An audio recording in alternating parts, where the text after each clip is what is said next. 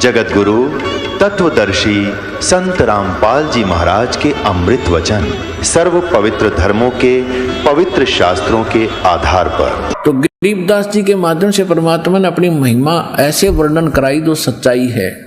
गरीबदास जी कहते हैं, गुल भया काशीपुरी अटपटे बैन विहंग, ऐसा अद्भुत ज्ञान बोला करते थे। दास गरीब गुणी थके सुन जुल्ला पर संगे, कि वो विद्वान पुरुष भी छक्के छूट गए उस परमात्मा के प्रसंग सुन सुन के। रामानंद अधिकार सोने जुल्ला अक जगदीश, दास गरीब विलंब नहीं वो ताही नवावत शीश। रामानंद को गुरु कहे वो तन से नहीं मिलाते, दास गरीब दर्शन भये पैड़ लगी जो लात। क्योंकि ये कोड वर्ड है, ये सूक्ष्म वेद है, इसमें बहुत सांकेतिक शब्द है और सांकेतिक शब्दों को परम संत ही यानी मालिक का कृपा पात्र ही सुलझा सकता है। यही वेद भी बताते हैं कि जो सांकेतिक शब्दों को और विस्तार के साथ बताता हूँ परम संत और जगत का तारणहार होता है। इसमें क्या बताया है कि पंथ चलत ठोकर लगी राम नाम के दीन, दास गरीब कसर नहीं फिर सीख लगी परवीन। चलते चलते ठोकर लगी सिर में और कहा बेटा राम राम बोल। तो कहते हैं उस परमात्मा ने इस प्रकार के कबीर परमेश्वर ने रामानंद जी से दीक्षा ली। फिर जब पता लगा ऐसे तो क्या कहते हैं, आडा पर्दा लाए कर वो रामानंद भोजनते। आडा आगे पर्दा लगा लिया, बाहर परमात्मा खड़े। एक 5 वर्ष के थे उस समय, 5 वर्ष की लीला में शरीर में, अंदर 104 वर्ष का वृद्ध महात्मा जिसकी बहुत बड़ी महिमा और बड़ा वेदों का ज्ञाता विद्वान माना जाता था। और वो अंदर से पूछ रहा है, आडा पर्दा लाए कर वो रामानंद भोजन थे, दास गरीब कुरंग छवि वो अदर ढाक को दंते। अब देखो ये टेढ़ा काम है काल का। रामानंद जी इतना गुस्सा हो रहा था अंदर झोपड़ी में, सामने ब्राह्मण समाज और इज्जत का नाश हो गया कि एक धानक का लड़का और मुझे गुरु बताता है। कहते नो कूदा जैसे मर्ग कूदा कर अंदर पैर पीटे, तू कैसे कह रहा है, तूने कैसे मुझे गुरु कहा है, कैसे के। और क्या बोलता है, कौन जात कुल पंथ है और कौन तुम्हारा नाम है, दास गरीब आधीन गति फिर बोलत है बलि जाऊं में। अब गरीबदास जी समझ बता रहे हैं कि रामानंद जी ने ये पूछा कि तेरी कौन जात है, तू कौन से पंथ से संबंधित है, तेरा क्या पंथ है, कौन तेरा इष्ट है। और कहते गरीबदास जी कहते हैं, गरीबदास आधीन गति, जैसे गुरु के सामने शिष्य का भाव होना चाहिए। परमात्मा वो एक उदाहरण भी पेश करने हमारे लिए आए थे कि गुरु जी चाहे कुछ भी गुस्सा हो या प्यार दे, विनम्र रहना चाहिए। तो क्या कहते हैं कि वो कह रहा है तेरी कौन जात है, तेरा कौन पंथ है, बता मुझे। और वो बड़े आधीनी से भगवान कह रहे हैं, गरीबदास आधीन गति ही बोलत है बलि जाऊं मैं, कि बलि हरि जाऊं उस भगवान पर। कितना विनम्र ढंग से रामानंद जी से पेश आए। और फिर क्या बोले, जात हमारी जगत गुरु और परमेश्वर है पंथ, दास गरीब लिखत पढ़े मेरा नाम निरंजन कंत। कि जाति पूछते हो, मैं जगत गुरु हूं, पूरे विश्व को ज्ञान देने वाला। और मेरा पंथ पूछते हो, कौन सा मेरा मार्ग है, मेरा परमेश्वर पंथ है। ओए होए, ईश्वर परमेश्वर 3 पुरुष है, 3 भगवान है। श्रीमद् भगवद गीता अध्याय नंबर 15 के श्लोक 16 और 17 में 3 पुरुष है।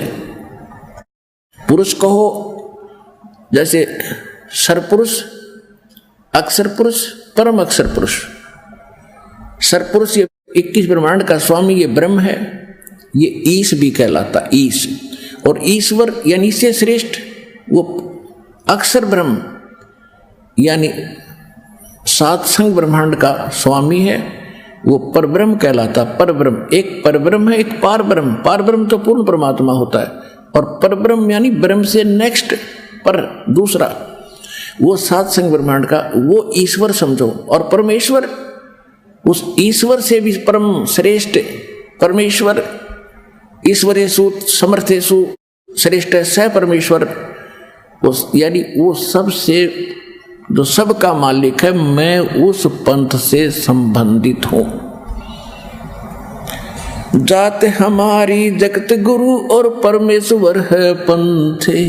परम अक्षर ब्रह्म का मार्गदर्शन करने आया हूं मैं। दास गरीब लिखत पड़े मेरा नाम निरंजन कंत। यदि तू वेदों में कहेगा तो मेरा कंत माने दुल्हा स्वामी, मैं वो निरंजन स्वामी हूं। अब यहां भ्रमित ना होना पुण्यात्माओं। निरंजन का अर्थ होता है माया से रहित, यानी परमात्मा ही हो सकता है। ये काल भी अपने आप को, ये डुप्लीकेट है, अपने आप को ये भी निरंजन सिद्ध करता है, इसलिए ये ज्योति निरंजन से प्रसिद्ध हो गया। लेकिन वास्तव में निरंजन का अर्थ होता है परमात्मा लिप्त ना हो माया से, तो केवल एक ही है, बाकी ये ज्योति निरंजन है। और इसको शॉर्टकट में सीधा इसको भी निरंजन कहते हैं। तो निरंजन शब्द सुनकर रामानंद जी दुखी हो गया कि अपने आप को भगवान कहता है और एक जुल्हाए का पुत्र। रे बालक सुन दुर्बुद्धि तेरा घटमट तन आकार, दास गरीब दर्द लगा जब हो बोले सृजनहारे। गरीबदास जी कितनी कलम तोड़ दी माले की महिमा गाने में कि रामानंद जी ने परमात्मा को अपशब्द बोले कि रे दुर्बुद्धि, ए मंदबुद्धि के व्यक्ति, और तेरा तो सब कुछ दिखाई देता है, तेरा शरीर है, और तू कहता मैं निरंजन यानी परमात्मा हूं। और देखो हमारी बुद्धि ऐसी थी, ऐसी हमारे धर्म गुरुओं की थी कि जैसे हम विष्णु के पुजारी थे, हम भी, रामानंद जी विष्णु का पुजारी था, भगवान की मूर्ति साथ रखते हैं, विष्णु जी साकार देवता हम मानते हैं, और फिर भी मानते हैं भगवान निराकार है, मानते थे। ऐसे रामानंद जी की दुर्बुद्धि थी। विष्णु का पुजारी है और मानता ये था कि भगवान तो निराकार है, समाधि में उसका प्रकाश देखा जाता है।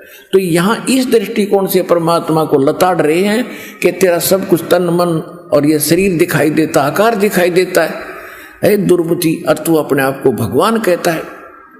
रे बालक सुन दुर्बुद्धि तेरा घटमट तन आकार, दास गरीब दर्द लगा हो बोले सृजनहार।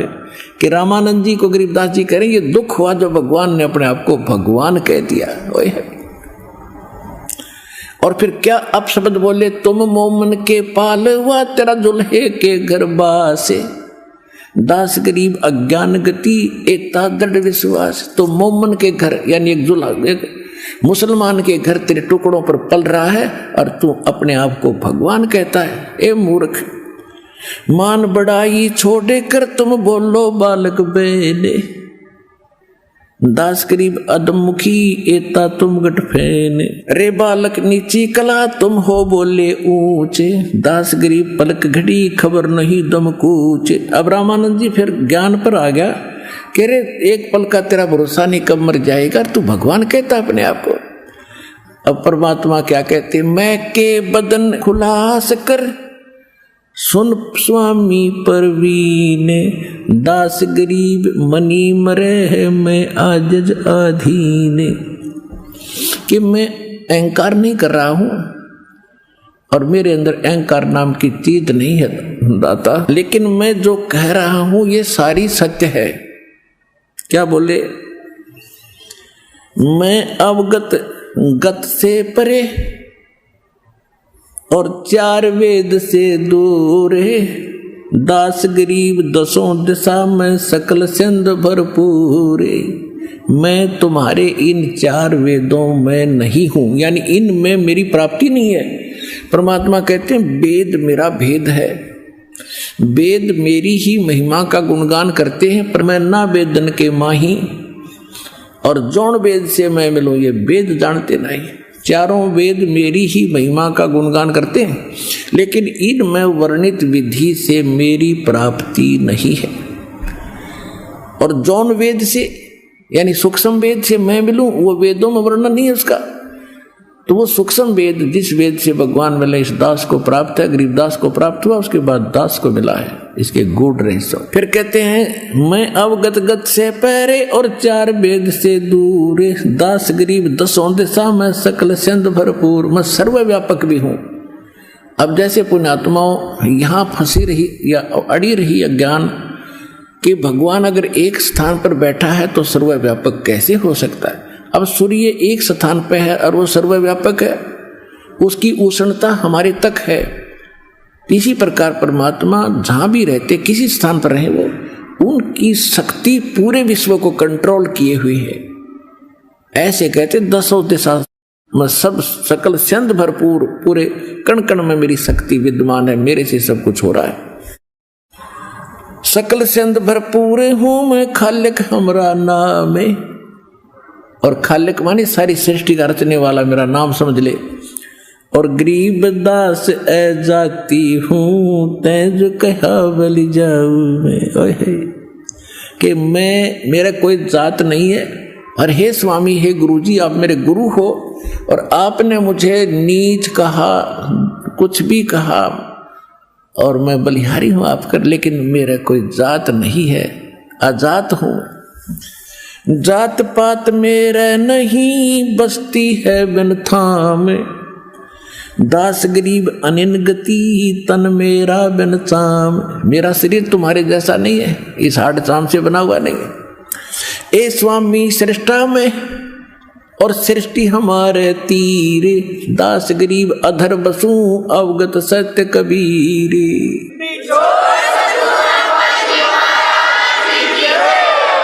ए स्वामी सृष्टा में, सारी सृष्टि का रचनहार मैं हूं, और सृष्टि मेरे तीर, मेरे आधार, मेरी शक्ति के ऊपर रुकी हुई है। और गरीबदास जी बता रहे हैं कि ऐसे बोले, दास गरीब अधर बसू, ऊपर रहता हूं, अधर में सबसे ऊपर टॉप स्थान पर, अवगत सत्य कबीर। सुन रामानंद राम में, मैं बावन नरसिंह, दास गरीब सर्व कला, मैं ही व्यापक सर्वंग। सब जगह मैं ही हूं। सुन रामानंद राम हम, यानी जो ओरिजिनल राम है वो मैं हूं, और नरसिंह रूप धारण करके मैंने ही उस हिरण्यकशिपु का नाश किया था, और विष्णु रूप धारण करके बच्चे का मन रख दिया था कि विष्णु का पुजारी है, इसका मन डर रहेगा। और भगवान को तो जाने नहीं थे, तो इसलिए मालिक ने आज तक भक्ति और आस्था बनाए रखने के लिए स्वयं लीलाएं की, और क्रेडिट इनको ही देता रहा, बच्चों को। अब क्या बता रहे हैं? सुन स्वामी सतभाक हूं, झूठ न हमरे रिंचे, दास गरीब हम रूप बिना, ये और शुक्ल प्रपंच। कि स्वामी जी सच्ची कह रहा हूं मैं, इतनी भी रिंच यानी रिंचक जरा सी भी झूठ ना समझना, और मेरे बिना ये सब बकवाद है सारी, और कोई भगवान नहीं है पृथ्वी पर, संसार में। मैं रोवत हूं सृष्टि को, ये सृष्टि रोवे मोहे, गरीबदास इस वियोग को समझ न सकता कोई। परमात्मा कहते हैं मैं रोवत हूं सृष्टि को, मेरी भक्ति करो तो मैं यहां भी सुख दूंगा और फिर वहां ले जाऊंगा, ना कभी तुम्हारी मृत्यु नहीं होगी, तुम्हें कोई अभाव नहीं, जहां तुम पहले रहते थे। और ये मुझे खोज रहे हैं, सर्वशक्तिमान, हे सर्व संकट मोचनहार, सारे सुख दियो, सारा दुख दूर करो, और तुम मुझे खोज रहे हो। और मैं कह रहा हूं मैं भगवान हूं, तुम मुझे पहचान नहीं रहे हो। तो हमारे इस वियोग को, हमारे इस विछोह को, बीच के इस अंतर को कौन समझावे? अब ये दास भेज दिया इस अंतर को समझाने के लिए। अब समझा के छोड़ूंगा।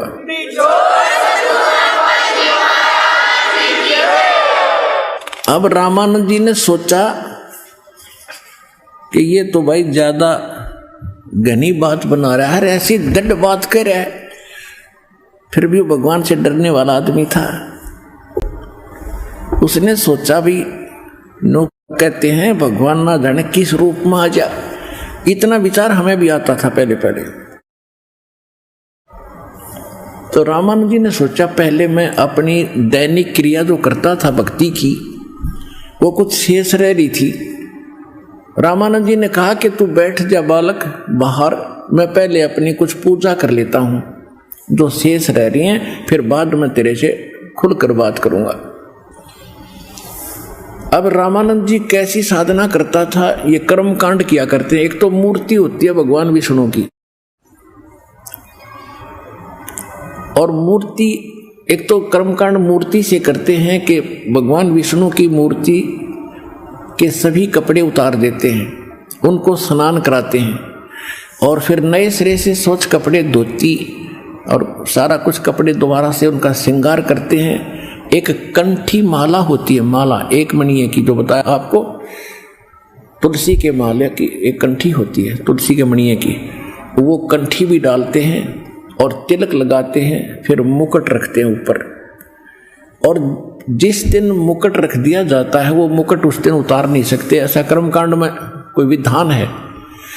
यदि कोई बीच में कोई श्रृंगार भगवान का रह गया और मुकुट रख दिया तो उस दिन उतार नहीं सकते, वो पूजा खंडित मानी जाती है।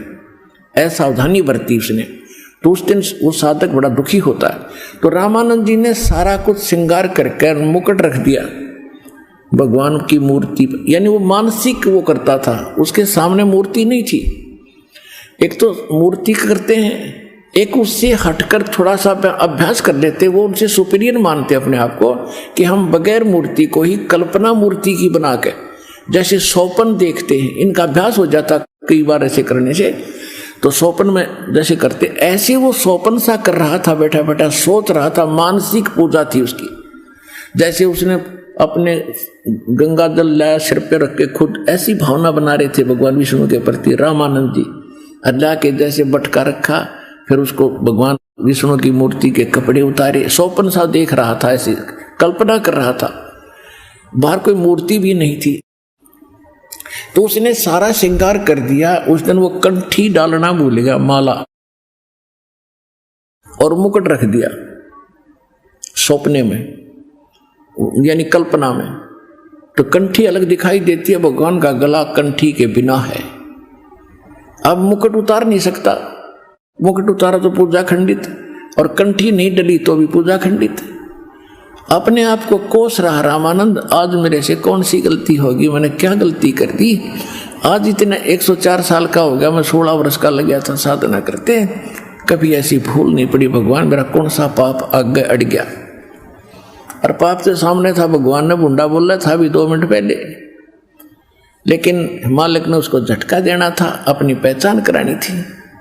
तो परमात्मा बाहर खड़े हैं 5 वर्ष के बालक रूप में, बीच में पर्दा है, अंदर वो साधना करा 104 साल का वृद्ध ब्राह्मण। तो बाहर से परमात्मा कहते हैं कि स्वामी जी चिंतित ना हो, टेंशन मत ले, इस माला की गांठ खोल ले, गुंडी खोल, और फिर गले में बांध दे, मुकुट उतारना नहीं पड़ेगा। और मुकुट के ऊपर का वह जावा नहीं थी, उसने कोशिश करी थी, मुकुट में फंस गई, तो रो रहा था बैठ के, अब क्या करूं। तो परमात्मा ने कहा कि स्वामी जी इसकी गांठ खोल के और फिर गले में बांध दे, या पूजा खंडित ना होगी, तेरी सफल हो जाएगी। और तेरे की कोई मूर्ति नहीं, और इसने मेरे मन की बात जान ली, मनुष्य नहीं, बालक नहीं, जुलाहा नहीं, ये भगवान आया है। कहते हैं डोडी पर्दा दूर कर ली, ना कंठ लगा, और गरीब दास गुजरी भो, जब बदन बदन मिलाया।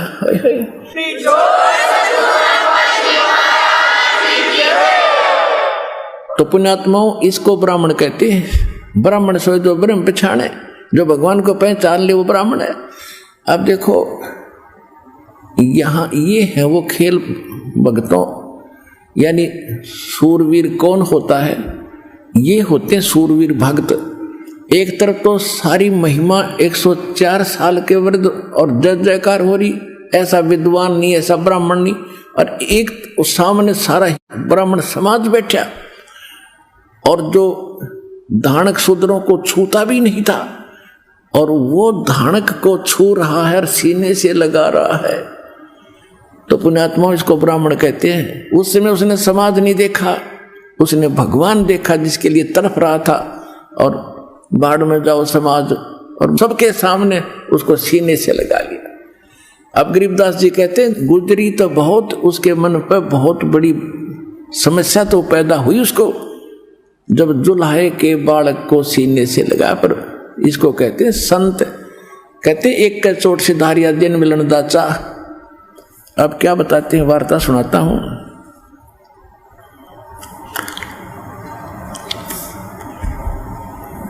कहते बोले रामानंद जी हम घर बड़ा सुकाले, दास गरीब पूजा करे मुकुट भई जदमाल। मुकुट में माला फंस गई। परमात्मा बोले सेवा करो संभाल कर, सुन स्वामी सुर ज्ञाने। दास गरीब सिर मुकुट धर माला अटकी आण। स्वामी घुंडी खोल कर फिर माला गल डारे। दास गरीब इस भजन को भाई जान सके कर तारे।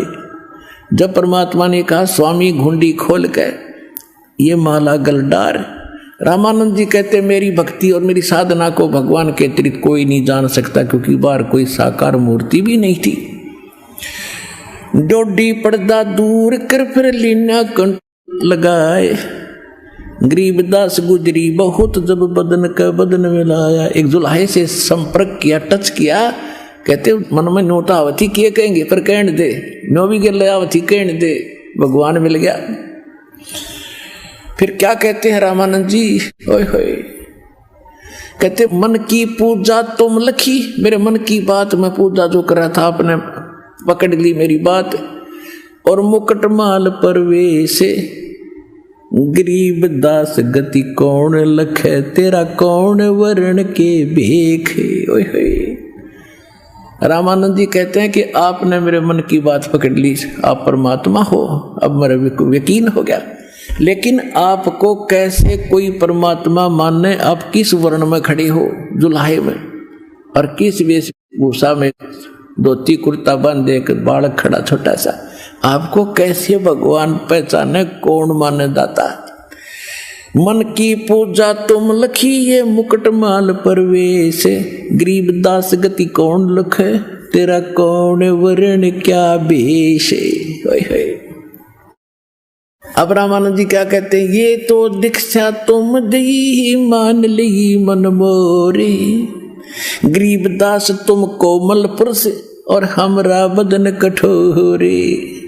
जब रामानंद जी ने कबीर परमात्मा 5 वर्ष के बच्चे को सीने से लगाया, ऐसा शरीर था जैसे रबड़ का होया करे, हार्ड मास का शरीर नहीं दाता का। ये विधेयी थे, विधेयी माने विलक्षण देह थी परमात्मा की, हमारे जैसी देह नहीं, से भिन्न देह थी।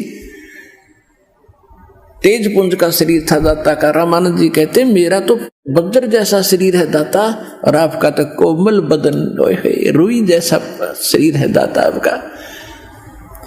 ये तो दीक्षा तुम दी, यानी आपने मुझे जो अकल दी है, जो मेरी अकल ठिकाने लाने के लिए जो मेरे साथ आपने घटना करी है, या तो मैं समझ गया, क्योंकि बुद्धिमान था कि मेरे को इस जाति वाले भ्रम से मिटाने के लिए, हटाने के लिए इन्होंने जो कुछ ये लीला की है।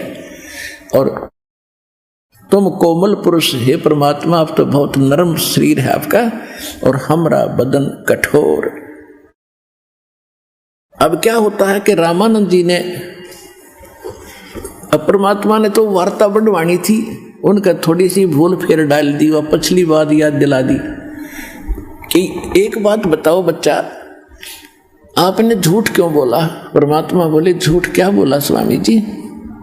अपने आत्माओं, परमात्मा ने हमें एक उदाहरण पेश किया है कि गुरु और शिष्य का कैसा भाव और लगाव होना चाहिए।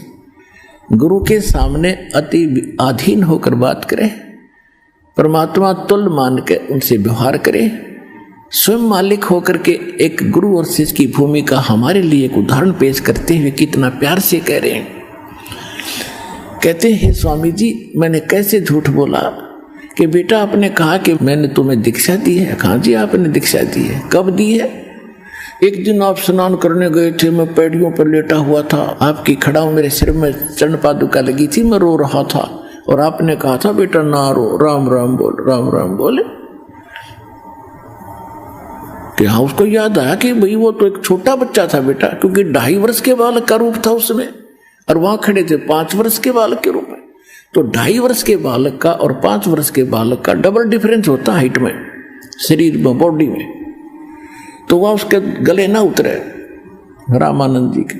तो परमात्मा ने उसी समय एक अन्य रूप बनाया 2.5 वर्ष के बच्चे का, और एक सेवक की चारपाई थी, उस पर लेट गए। अब देखो स्वामी जी, ऐसा था।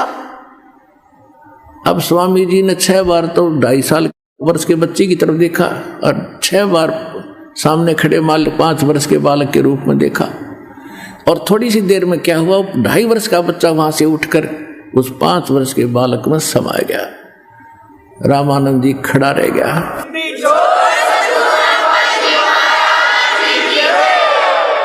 अब रामानंद जी को फिर मालिक ने याद दिला दिया कि मैं जो दीक्षा देता हूं उसको कंठी भी देता हूं। क्या आपके पास कंठी है? कहा जी ये रही, देखो उस दिन आपने दी थी अंधेरे में, हुआ उसके गले से निकल कर मालिक के डल गई थी। और रामानंद जी भी ढूंढता रह गया था, कहाँ गई, उसने और बना कर डाल लिया अपनी। रामानंद जी के छक्के छूट गया कि भाई बालक को नहीं, ये बच्चा नहीं है, ये तो कोई।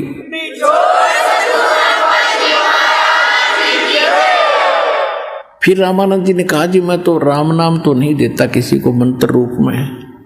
जैसे पुण्यात्माओं हम सत्साई बोलते, ये हमारा कोई मंत्र नहीं है, ये नाम जाप नहीं है।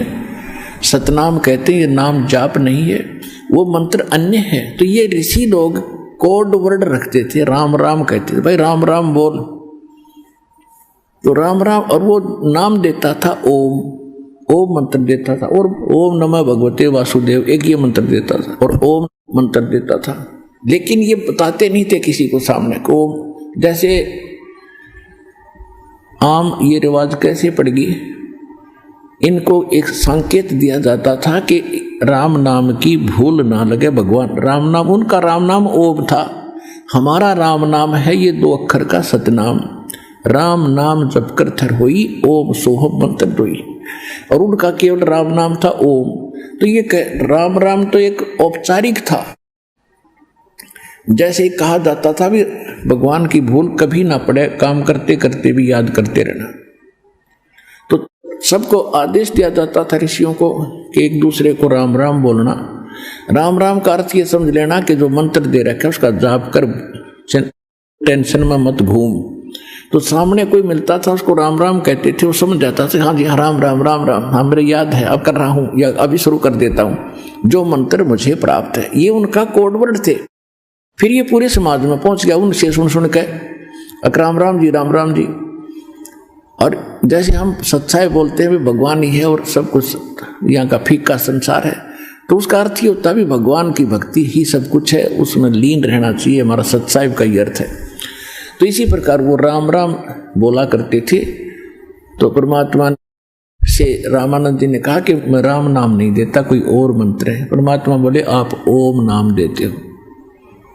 रामानंद जी बैठ गया, बुढ़ा आदमी, ये तो भाई सचमुच कति जानी जान है। फिर कहने लगा बच्चा एकांत में बैठूंगा, मैं तेरे बात करूंगा न्यारी। वो समाज तो उठ के चला गया सारा, ब्राह्मण तो सारे बिदक गए, अकेले बुढ़ापे में इसकी अकल खराब होगी। रामानंद की बुद्धि चल गई, एक धानक को सीने से लगा लिया दुल्हाई को, और चले गए, जाओ जाओ बाढ़ में जाओ। तुमने जो जिस वस्तु के लिए उसने घर छोड़ा भगवान के लिए तड़फ रहा था, वो सामने बैठा के देखा समाज ने, फिर भगता नहीं जो समाज की तरफ देख रहा है तो सफलता नहीं हो सकती। फिर वो अलग से बैठे, रामानंद जी को 2-4 और बैठ गए, उनके साथ बैठे रहते थे। तब परमात्मा ने कहा कि आप किसकी भक्ति करते हो स्वामी जी? कि मैं विष्णु जी की भक्ति करता हूं। आप वेदों को सत्य मानते हैं? कहा वेद तो 1 नंबर के ग्रंथ है। आप क्या नाम जाप करते? कि ओम नाम करता हूं। और क्या करते हो? ओम नमः भगवते वासुदेव नमः, और ओम नमः शिवाय, और बाकी सारे कुछ। तो परमात्मा ने कहा कि ओम भगवते वासुदेव नमः, ये तो गीता में भी नहीं है ना वेदों में है। वेदों में केवल ओम मंत्र है, आपकी बात मान के। और उससे ज्यादा ओम नाम तो एक कहने मात्र था, लेकिन ज्यादातर ये विष्णु जी के ही पुजारी थे। तो जैसे हम अपने इष्ट रूप में जिसको पूजते हैं, हमारी आशा वहीं रहती है, और जहां आशा तहां बासा हुई। तो परमात्मा ने पूछा, आप किसकी पूजा करते हो? विष्णु जी की। कहाँ जाओगे विष्णु जी की पूजा से? कि विष्णु जी के लोक में, स्वर्ग में जाऊंगा। परमात्मा ने पूछा कि उस स्वर्ग में स्वामी जी कितने दिन रहोगे? कि ये तो बच्चा मेरी भक्ति पर निर्भर करेगा, मेरे पुण्यों पर निर्भर करेगा, मैं कितने दिन रहूंगा वहां। फिर कहाँ जाओगे स्वामी? वो पुण्य तो समाप्त होंगे, स्वर्ग समय भी समाप्त होगा, फिर कहाँ जाओगे? पता नहीं बच्चा, फिर कहाँ जाना होगा। मैं बताऊंगा फिर कहाँ जाओगे। फिर पीछे तू पशुआ की जय गद्दा बैल बनाई, ये 56 भोग कहाँ मन भोरे की तकुरड़ी चरने जाई। फिर आप नरक में जाओगे, आपके पाप भी साथ हैं, पुण्य भी साथ, दोनों इकट्ठे। पुण्य भी साथ जमा होते हैं और पाप अलग जमा होते हैं, पुण्य अलग।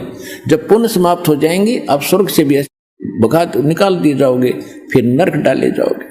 नरक के बाद 84 लाख योनियों के शरीर में जाओ। इस विधान से वो स्वयं भी परिचित था, क्योंकि विद्वान को समझाना बहुत आसान होता है जब उसकी बुद्धि ठिकाना आ जाता है। तो कहना हाँ बेटा ऐसा ही होगा। फिर खाक भक्ति हुई, और विष्णु भी मरेगा एक दिन, उसकी भी आयु है। देखो कहते हैं, मोती मुक्ता दर्शत नाही, ये जग है सब अंदरे, दिखत के तो नैन चश्मिन को फेरा मोती आवे अंदरे। परमात्मा कहते हैं विष्णु जी भी मरेंगे कि नहीं, ये तो अजर अमर है, ये तो सर्वेश्वर है। परमात्मा बोले कि आप पुराणों को सत्य मानते, कहाँ परम सत्य है। कि श्री देवी पुराण 3रा स्कंध, उसमें देवी को विष्णु जी स्वयं स्वीकार कहते हैं। 123 पृष्ठ पे सचित्र मोटा टाइप, गीता प्रेस गोरखपुर से प्रकाशित। अब जो दास आपको रेफरेंस दे रहा है तो वर्तमान के, उसमें परमात्मा ने अलग से बताया था। उसमें लिखा है कि तुम शुद्ध स्वरूपा हो। विष्णु जी खुद कहते हैं, मैं और शंकर और ब्रह्मा, हमारा तो जन्म और मृत्यु होता है, आप कहते हो ये अविनाशी है। अब वो तो घोट तो उसने रखी थी, पढ़ रखी थी, कंठस्थ याद थे। हाँ लिखा तो ऐसा ही है। फिर ये अजर उम्र कहाँ से लिखा है वो दिखा दो, मेरा जहाँ अजर उम्र लिखा हो। लोक वेद सुना सुना तो आप लोगों को सुनाते हो और नाम लेते हो वेदों, गीता और पुराणों का। अब वो आदमी कति छक्के छूट गए उसके, आंडी पाक रहा था, विद्वान पाक रहा था। कहने के बच्चा भी क्या करूं कि मैं बताऊं ऐसे साधना कीजिए। फिर उसके मन में ये आता है, रामानंद जी के मन में, क्योंकि वो अभ्यस्त समाधिस्थ होने का हठ योग करते ये सभी, और समाधि लगाने की चेष्टा करते हैं। कहता बच्चा मैं समाधिस्थ होता हूं ना, मेरी सुरती बहुत दूर तक जाती है। परमात्मा बोले भाई, कहते योग युक्त प्राणायाम कर, जीत्या सकल शरीर, त्रिवेणी के घाट में वो अटक रहे बलवीर। गरीबदास जी ने लिखा है अपनी वाणी में कि योग युगत और प्राणायाम आदि करके उसने शरीर को साध रखा था और समाधिस्थ होकर के ऊपर जाता था, पर त्रिवेणी के घाट पर वहां अटक रहा बलवीर। कि ये अपने आप को महान मानता था। उस आगे जाके त्रिकुटी के पार जाके, त्रिकुटी पर जाकर 3 रास्ते बन जाते हैं, उसको त्रिवेणी बोलते हैं। एक त्रिवेणी तो अलग है, जैसे ईला और पिघला जाकर मिलती है, उसको भी ये त्रिवेणी कहती है। वो नहीं, ऊपर जाके त्रिवेणी के घाट में, तो वहां जाके रामानंद परमात्मा ने कहा कि समाधि लगाओ, देखो कहां तक जाते हो। अब जो ही उन्हें समाधि लगाई, वो तो व्यस्त था, वहां पहुंच गए जहां तक वो डेली धक्के खा का करता ऊपर समाधि में। साथ में भगवान उसी रूप में, छोटे बालक रूप में वहां बैठे जाके। अब परमात्मा ने कहा इससे आगे कहां जाओगे? का पता नहीं कहां जाऊंगा। ये 3 रास्ते हैं। जब आपकी मृत्यु होगी, ये सामने वाला तो ब्रह्मरंध्र है, ये तुम्हारे इस ओम नाम से और इस और अन्य मंत्रों से नहीं खुल सकता। वो मेरे पास है, वो चाबी इसके खोलने की, सतनाम है, उससे खुलेगा ये। और इधर ये रास्ता ही तुम्हारे उन ब्रह्मा विष्णु महेश के लोक को जाता है। जिस समय आपकी मृत्यु होगी, उस समय सबसे पहले आप धर्मराज के पास जाओगे। धर्मराज आपको जाते ही, क्योंकि आप विष्णु के पुजारी हो, आपको विष्णु लोक में भेज देगा। आप विष्णु लोक में चले जाओगे, वहां पुण्य समाप्त होने के बाद फिर नरक में जाओगे। ये तुम्हारी स्थिति है। और वो रास्ता आगे जाना है, ऊपर को जाना, ब्रह्मरंध्र खोल के आगे चलेंगे। ये तुम्हारे किसी मंत्र से नहीं खुलेगा। मेरे पास वो ओरिजिनल मंत्र है जिससे ये खुलेगा। खोल के दिखाऊं? अका परमात्मा ने एक लीला की सिमरण किया कि मैं सुमन करता हूं उस सतनाम का। वो एकदम सामने एकदम ऐसे पटाख जैसी गेट खुल गया।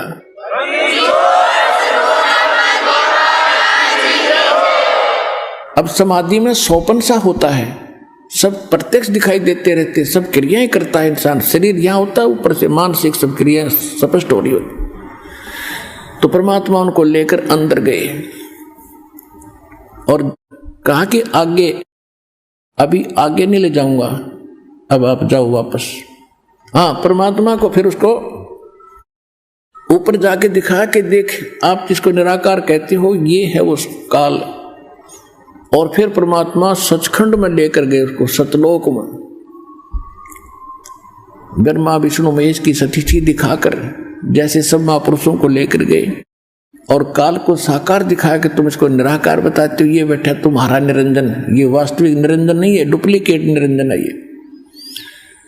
और फिर उस 12वें द्वार को पहले, फिर 11वां द्वार पार करके अक्षर पुरुष के लोक में प्रवेश किया, फिर 12वां द्वार पार करके फिर सचखंड सतलोक अमरलोक में प्रवेश किया। रामानंद जी की परमात्मा साथ लेके, शरीर नीचे ही बैठा था। ऊपर जाके दिखाई वो सारे वास्तविक स्वर्ग, जिसको रियल हेवन, ये है वास्तविक स्वर्ग, वो नकली स्वर्ग है तुम्हारे सारे। ये है वो अमरलोक, यहाँ की सदाबहार वृक्ष हैं, यहाँ किसी प्रकार का कोई अभाव नहीं है, यहाँ वृद्धावस्था नहीं है, मृत्यु नहीं है। ये है गीता अध्याय नंबर 15 के श्लोक नंबर 4 में, जिसके विषय में कहा है, परमात्मा ने बताया कि तत्व ज्ञान की प्राप्ति के उपरांत परमेश्वर के उस परम पद की खोज करनी चाहिए जहाँ जाने के बाद साधक फिर लौटकर कभी संसार में नहीं आते। ये स्थान वो है स्वामी जी। और गीता अध्याय नंबर 7 के श्लोक नंबर 29 में कहा है कि मेरे इस ज्ञान का आश्रय तो कर लेता है। गीता ज्ञान दाता कहता है कि तत्वदर्शी संत को जो खोज लेता है उसके पश्चात वो केवल उस तत्ब्रह्म से परिचित हो जाते हैं, सारे ज्ञान से परिचित हो जाते हैं, और वो केवल जरा और मरण से छूटने के लिए प्रयत्न करते हैं। संसार की किसी वस्तु की वो इच्छा नहीं रखते, वो तत्ब्रह्म से परिचित हैं। तो यहाँ जरा नहीं, मरण नहीं, मृत्यु नहीं, वृद्धावस्था नहीं। आगे लेकर गए रामानंद जी को परमात्मा उनके साथ से बालक रूप में, 5 वर्ष की आयु के रूप में। और वहां जाकर देखा वो प्रथम सतिथि में भगवान सिंहासन पर विराजमान है, सिर पे मुकुट है, ऊपर छत्र है, गुंबज के अंदर बैठे, एक रोम में, एक बाल में करोड़ सूर्य विराजे, करोड़ चंद्रमा, इतना तेज है। वहां एक चंवर रखा था। 5 वर्ष के बालक भगवान के ऊपर ऐसे चंवर करने लगे। रामानंद जी ने देखा सचमुच ये है वो परम अक्षर ब्रह्म जो तख्त पर बैठा है, सिंहासन पर बैठे हैं। उसी समय वो सिंहासन वाला खड़ा हुआ और 5 वर्ष के बालक उस अनंत कोट ब्रह्मांड के सर्जनहार के सिंहासन पर विराजमान हुए।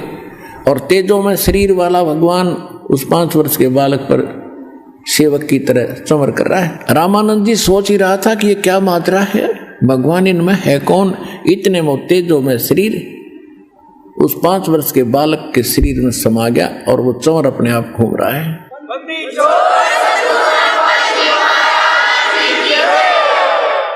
और परमात्मा को 5 वर्ष के बालक का नूर उतना ही हो गया जैसे एक रोम में करोड़ सूर्य मिलादे, करोड़ चंद्रमा, इतना नूर हो गया उनका। फिर परमात्मा ने बताया कि हम ही अलख अल्लाह हैं, कुतुब गौस और पीर, गरीबदास खालिक नाम हमारा नाम कबीर। ए स्वामी सृष्टा में सृष्टि हमारे तीर, दास गरीब अदर बसु अवगत सत कबीर। अब आंखों देख लिया। फिर परमात्मा ने कहा कि आप जाओ। संकेत किया, सेकंड के अंदर आत्मा वापस शरीर में आ गई। रामानंद जी देखा सामने 5 वर्ष का बालक फिर बैठे न्यू का न्यू आ गए जहां बात हो रही थी उनकी। 104 साल का वृद्ध पंडित विद्वान चरणों में गिर गया। ओए होए बोलत रामानंद जी सुनो कबीर करतारे, गरीबदास सब रूप के तुम ही सर्जनहारे।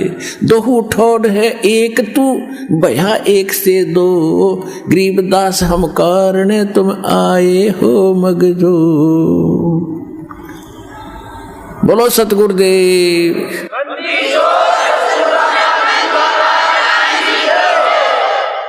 तो हमारे जो भगवान हैं ये पूर्ण परमात्मा सतपुरुष कबीर साहिब हैं। अभी हमें लाल की पहचान नहीं थी पुण्यात्माओं, अब आपको लाल की पहचान करा दी है और समझा है तो सिर धर पाओ और भौर नहीं रहे सदा। बोलो सतगुरुदेव।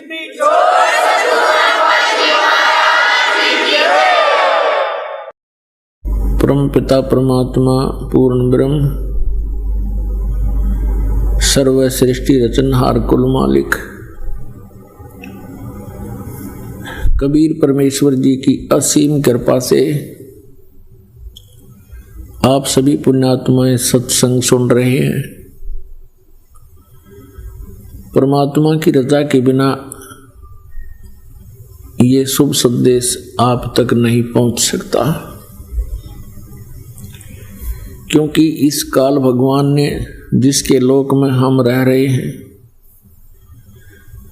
इसने वो सब अपने अस्त्र शस्त्र प्रयोग कर रखे हैं जिससे हम परमात्मा से दूर रहें, परमात्मा की भक्ति हम ना करें। बाकी कुछ भी करो उसमें बड़ा प्रसन्न रहता है ये मन। मन कौन है? ये काल है, ज्योत निरंजन है, ये उसका एजेंट समझो। ये नहीं चाहता कि ये आत्मा कल्याण करवा जा, ये चाहता है कि ये कोरी बकवाद करे, इन खिलौनों से खेलता हुआ अपना मनुष्य व्यर्थ कर जाए।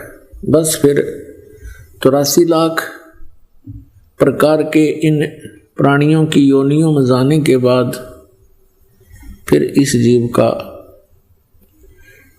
काल को डर समाप्त हो जाता है कि अब ये कुछ नहीं कर सकता। केवल मनुष्य जीवन के अंदर ही ये परमात्मा की शुद्ध कर सकता है, साधु संत की शरण में जाकर के ये कल्याण करा सकता है।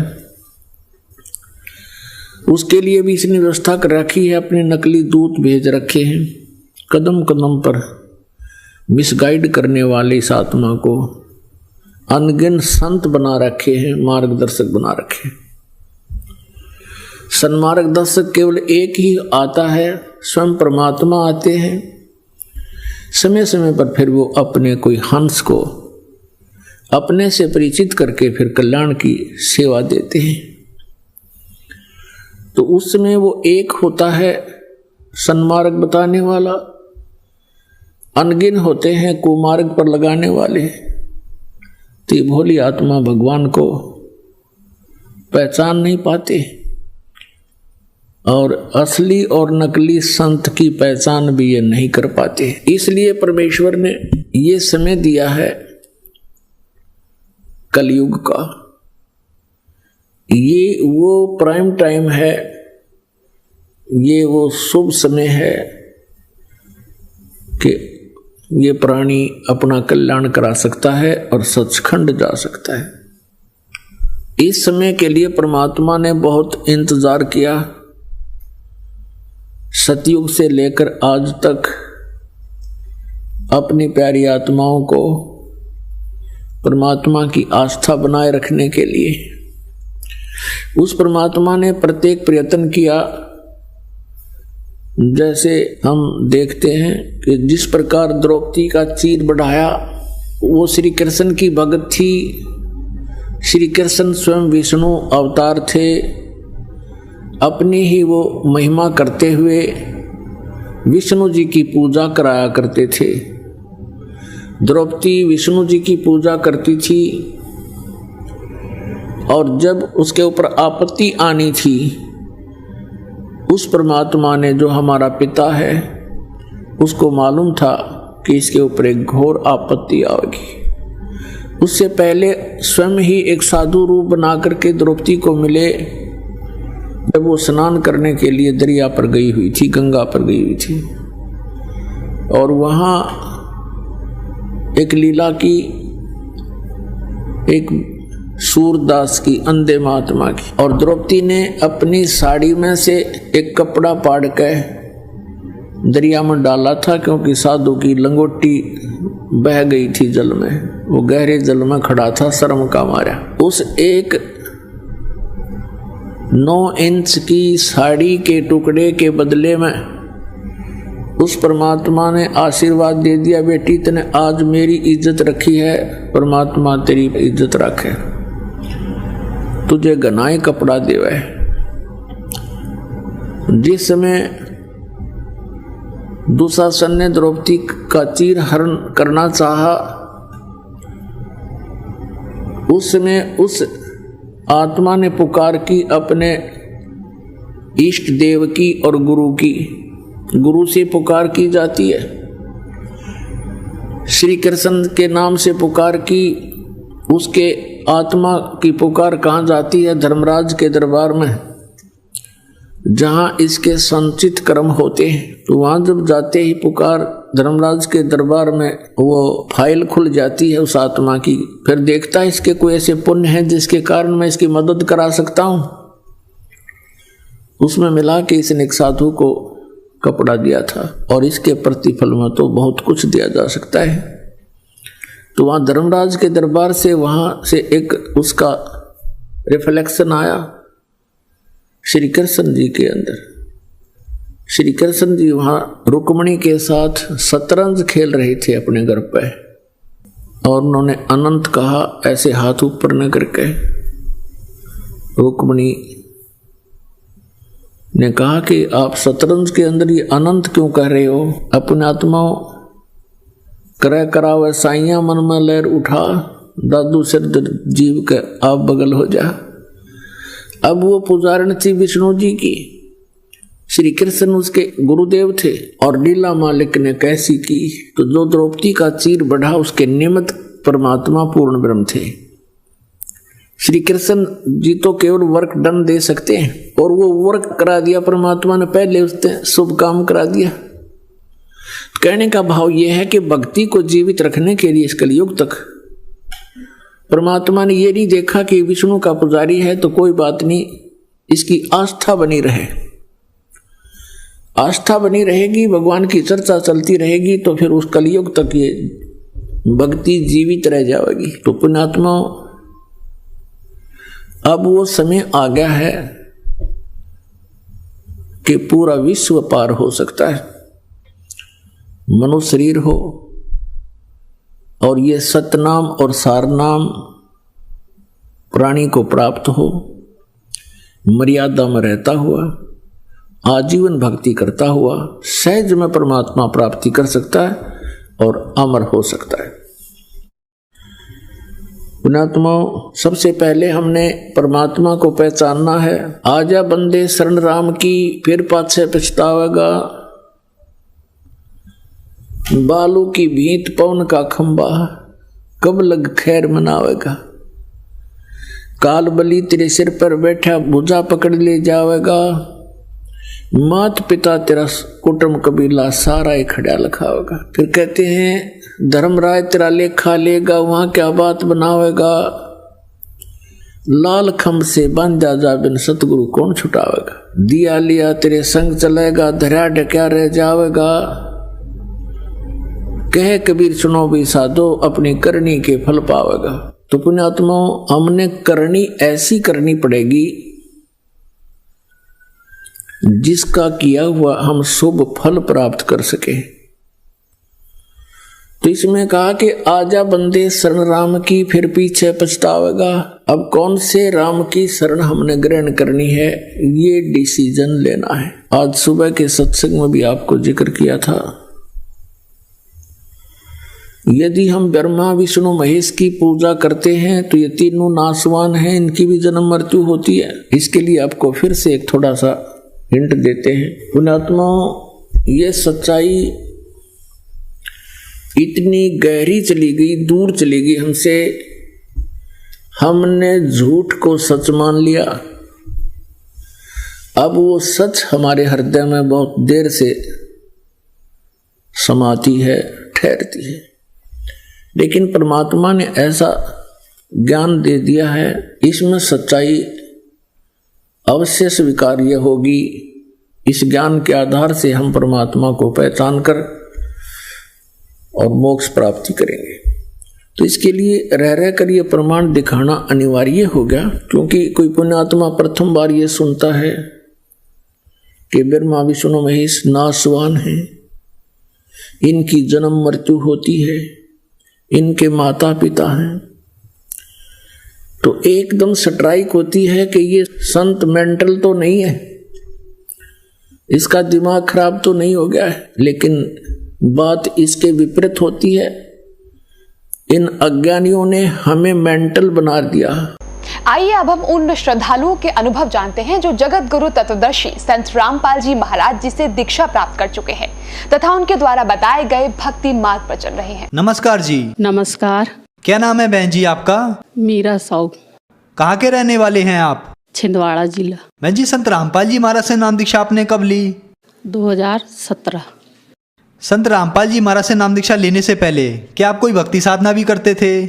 ब्रह्मा विष्णु महेश हनुमान जी की भक्ति करते थे, दुर्गा जी की भक्ति करते थे और घर के देवी देवता की भक्ति करते थे। हम पे इतनी बड़ी उपदेश आई थी कि हमको अल्सर हो गया था, इतना अल्सर हो गया था कि 3 साल से हम बहुत परेशान थे और हमारे भगत जी को भी लीवर पीलिया हो गया था। तो हम 2 ही जने बहुत परेशान थे, इतने परेशान थे हम बाबा बैरागी पास जाते थे और मंदिर मस्जिद सब जगह जाते थे और बाबा बैरागी मंदिर और दुनिया में जाके घूम के फिरते थे। हम समझ लो महीने की 10,000 की दवा खाते थे। 10,000 की दवा खाने के बाद में हमको भी जब तक आराम मिलता था, जब तक हम खाते थे, उसके बाद में फिर जहाँ की वहाँ। तो अब हम गरीब आदमी कहाँ तक दवा खाएंगे, तो हमने एक बाबा ऐसे चुने कि वहाँ जाते थे। तो वहाँ भी परिहार ऐसे करते थे, 10-10 हज़ार रुपये मांगते थे। तो हम क्या करें 10,000 को, फिर हमने कही कहाँ जाए हमने कि मालिक ऐसे जगह ढूंढो हमको कि कम से कम हम कहीं भी पार लग जाए, या तो उठा लो मालिक हमको दुनिया से, या तो हमको कहीं पार लगा दो। तो हम ऐसे में बहुत घबराने लग गए। तो अब ज़्यादा ही बीमार पड़ने लगे भगत जी। अब ज़्यादा बीमार पड़ने से फिर हम क्या हो गए, एकदम टेंशन धर ली। तो हमने टेंशन धर ली तो हमको अल्सर हो गया। अल्सर होने के बाद में फिर हमारे भगत जी ने 3 साल में तो 3 लाख रुपये लगाए। 3 लाख रुपये लगाने के बाद में भी फिर भी अभी कुछ भी समझ में नहीं आया। तो फिर एक बार हमारे मोहल्ले में बाई बोलने वाली, बेटा नागपुर चल जाए, एक बार नागपुर से इलाज करवा ली। तो हम गए वहाँ नागपुर में 5,000 रुपये ले गए, बांध के इलाज करवाए वहाँ पे। तो मशीन डाले उनने हमारे गले में, तो मशीन डाले तो एकदम मेरी आँख ही नटेर गई। आँख ही नटेरने के बाद में फिर मेरे को थोड़ी सी तसल्ली आई। फिर हमने आए तो वहाँ बिस्तर में पलंग में सोए। दोनों डॉक्टर ने बोले कि इसको घर ले जाओ, इसकी सेवा चक्कर जो बने आपसे जो बने सो करो, खिलाओ पिलाओ इसको जो भी खिलाना है। तो हमारे यहाँ बच्चे लोग को बताए तो सब रोने गाने लग गए। बच्चे कहने लगे कि मम्मी घबराओ नहीं, हम तो है सब कोई तुम्हारे साथ में, भगवान है अपने साथ में। फिर हमने कही ठीक है बेटा। इतनी सी एक कटोरी दलिया भी नहीं पी पाते थे और पानी और खाना तो हम तो खा ही नहीं सकते थे भगत जी। खाना खाने के बाद में ऐसा लगता था कि गड़ रहा है अंदर टेटुआ में, कुछ बड़े बड़े छाले हो गए थे। हमने कि अब क्या करें। बहन जी, आपने बताया कि आप ब्रह्मा विष्णु शिव जी की पूजा करती थी, देवी देवताओं में आपकी बहुत गहरी आस्था थी। इस भक्ति साधना से आपको कोई लाभ नहीं मिला, तो फिर संत रामपाल जी महाराज के बारे में आपको कैसे पता लगा? हम गए छिंदवाड़ा से सास के घर झांसी, तो हमको गाड़ी में मिले एक संत रामपाल जी के शिष्य। फिर उनने संध्या आरती लगाई भगत जी। संध्या आरती लगाई तो हम बहुत बार आते जाते थे झांसी से, हमारा ससुराल ही है वहाँ का झांसी का। तो हमने कही ये आरती तो हमने बहुत बार सुनी है। तो हमने हमारा आरती होने के बाद में फिर हमने बोले कि भैया ये आरती हमको भी दे दो। तो बोले बेटा ये आरती ऐसी नहीं मिलती। तो हमने कि कैसी मिलेगी? तो बोले इसको गुरु दक्षिणा लेना पड़ता है। तो हमने कि हमारे गुरु तो है। तो नहीं बेटा, बोले ये गुरु लोकल होते हैं। बोले तो हमने कि लोकल गुरु कैसे होते हैं, असली गुरु कैसे होते? तो बेटा बोले आप एक बार बैतुल आई है। बोले तो हमने कही ठीक है आएंगे। तो बोले आप कहाँ जा रहे हैं? तो हमने कि हमारी बुआ सास को कैंसर हो गया, तो वहाँ जा रहे देखने, तो बोले आपकी भी तो हालत उतरी है। तो हमने कि हमको अल्सर हो गया और हमारे भगत जी को पीलिया लीवर हो गए, तो हम दवा लेने जा रहे हैं। तो उनने भगत जी ने बोले कि बेटा एक काम करो, आप झल्ली से झल्ली बैतुल आई है बोले, और गुरु दक्षिणा लेके नाम संत रामपाल के दक्षिणा लेके आप उद्धार हो जाइए। तो हमने कही ठीक है आएंगे। तो हमने कि हमारे रिश्तेदार तो कोई रहते ही नहीं बैतुल में, हम क्या करें वहाँ से आके। तो बोले हम तो है आपके रिश्तेदार, आ तो हमने कि आपका नंबर दे दो। तो हमारी बेटी भी है थी बड़ी वाली, तो बोले ये ज्ञान पुस्तक ले लो, बोले ज्ञान गंगा इसको पढ़ा कर। तो भगत जी हमने कि हम तो पढ़े नहीं है भाई साहब, हम कैसे पढ़ेंगे। तो बोले कोई भी तो पढ़े होंगे। तो हमने कि ठीक है। तो हमने बिटिया से बोली कि बेटा ले लो। तो बड़ी बिटिया बोलने लगी ले लो मम्मी बोले। तो हमने पुस्तक ला के रख ली, हमने उनसे नंबर सब लेके तैयार कर ली। हमने फिर भी भगत जी हम पर विश्वास नहीं आया, हमने फिर भी 3000 रुपये की दवा लेके आए वहाँ, और हमारी बुआ सास को देख के आए। आने के बाद हमने झांसी से दवा लाए, दवा खाए, दवा खाने के बाद में जिससे कि वैसे ही फिर होने लग गए। 1 महीना अच्छे रहिए, फिर ज़्यादा ही होने लगे, ज़्यादा ही होने लगे। तो हमने हमारे पति से बोले कि हमने कि वो भैया मिले थे अपन को गाड़ी में, उसका नंबर देखो, अपन उसको नंबर लगा के पूछते तो भाई कैसा है, अपन देखे तो भाई वहाँ भी की दवा खा के तो देखे, अपन अच्छा हो जाए तो अच्छा ही, नहीं तो हमने तो बहुत कुछ इलाज कर लिए। हमने कही अब क्या करेंगे बताओ। तो बोले ठीक है, हमने नंबर लगाए। तो बेटा बोले मैं सेवा में हूँ, बोले बेटा अभी मैं कहाँ चल जाऊँगा बोले। तो बोले मैं आप जैसी सेवा से लौटूंगा बोले वैसे ही आपको फ़ोन करूँगा। तो हमने कि ठीक है। अब भगत जी मैं तो बहुत ज़्यादा होने लग गई सर, इतनी ज़्यादा होने लगी कि मैं उठ के पानी नहीं पी सकती थी। तो अब मैंने कई गुंडी का पानी पीती थी तो सर मेरे को अच्छा नहीं लगता। तो हमारे भगत जी ने तुरंत 10,000 की फ्रिज लाए कर्जा बाम करके, तो हमने फ्रिज का पानी पीना चालू कर दिए। फिर हमने कही अब क्या करें भगवान क्या करे। तो सुबेरे ही फ़ोन आ गए भगत जी, उनका दिन मंगलवार था। तो हमने कही फ़ोन उठाए, हमने फिर फ़ोन उठाए तो बोले कौन। तो बेटा बोले मैं बैतुल से बोल रहा हूँ बोले। तो हमने कही ठीक है। तो बोले आ जाओ बेटा बोले आप बोले नामदान लेने के। हमने कि हाँ आएंगे। तो हमने जल्दी नहाए और हमने यही ब्रह्मा विष्णु की पूजा करे और चले गए। फिर हमने वहाँ बैतुल में नाम दीक्षा लिए संत रामपाल महाराज जी से, गुरु जी से। आपने बताया कि आपने संत रामपाल जी महाराज से नाम दीक्षा ली, तो क्या संत रामपाल जी महाराज से नाम दीक्षा लेने के बाद आपको कोई लाभ प्राप्त हुए? हाँ सर क्यों नहीं लाभ मिले। मैं इतनी बड़ी खड़ी हूँ, मेरा तो ऐसा पेट घुस गया था बोलकर रोटी जैसा पेट हो गया था, पूरी मरने लाग के हो गई थी, आँखें अंदर घुस गई थी, इतने इतने गाँव भर जाए मेरे आँखी में ऐसी हो गई थी, मरने लाग की हो गई थी। एक भगत जी आते थे हमको समझाते थे कि बेटा 1 कटोरी दलिया नहीं पी सकती थी। भगत जी आते थे सोमसन भगत जी, वो भगत जी हमको समझाते थे कि बेटा ऐसी भक्ति करो, ऐसे मालिक को पढ़ जो, ऐसे सुमरन करो, ऐसे डट प्रणाम करो मालिक का। तो मैं कहती कि हाँ भगत जी करेंगे। हमारे घर आते थे डेली भगत जी, 1 घंटा 1.5 घंटा रोज बैठते थे। आज हूँ मालिक की दया से कि मैं आज दुनिया देख रही हूँ। बिगर ऑपरेशन का ठीक हो गई हूँ मैं, मेरे पति का भी ठीक हो गया, मेरा भी ठीक हो गया। जो 10,000 की दवा खाती थी तो वो आज मालिक के द्वार से मैं संत रामपाल गुरु जी के परिवार से मैं सब अच्छी हूँ मालिक की दया से। बहन जी संत रामपाल जी महाराज से नाम दीक्षा लेने के बाद आपको बहुत सारे लाभ प्राप्त हुए, तो जो भगत समाज आज आपको देख रहा है और जो लोग दुखी हैं उनको आप क्या संदेश देना चाहेंगी? क्या वो भी संत रामपाल जी महाराज से नाम दीक्षा लेने के बाद ठीक हो सकते हैं? यही संदेश देना चाहूँगी कि मैं मालिक के शरण में आप भी आए, संत रामपाल गुरु जी के शरण में जो भी है बिगर भक्ति की जो पूजा कर रहे हैं परमात्मा की, वो भी आ जाए, वो भी सुमरन करे मालिक का। आप जैसे मेरे को देख रहे हैं वैसे आप भी हो जाएंगे, जो भी परेशानी से है सब दूर हो जाएंगे। धन्यवाद जी। धन्यवाद।